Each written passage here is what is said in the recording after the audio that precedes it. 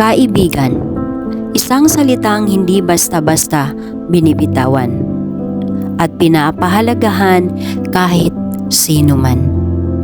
Kaibigan ang tawag sa mga taong nagdadamayan sa tuwing may mga pinagdaanan sa oras ng kalungkutan. Kaibigan ang tawag sa mga taong kailanman ay hindi ka ipagpalit kahit kanino man. Sila ang tanging nakakaintindi sa iyo pag ikaw ay may pinagdadaanan. Ngunit may mga pagkakaibigan na sinusubok ng tadhana. Bigla na lang nawasak at masira. Madaming dahilan kung paano, pero ang masaklap ay masisira ang pagkakaibigan nyo dahil sa maling tao.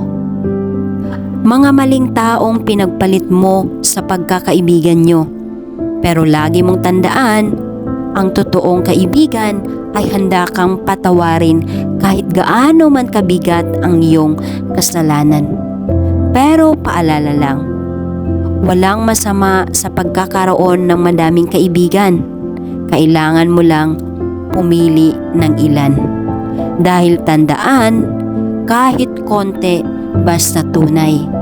Yan ang matatawag na totoong kaibigan at sa bandang huli, maging bahagi na sila ng inyong masayang pamilya.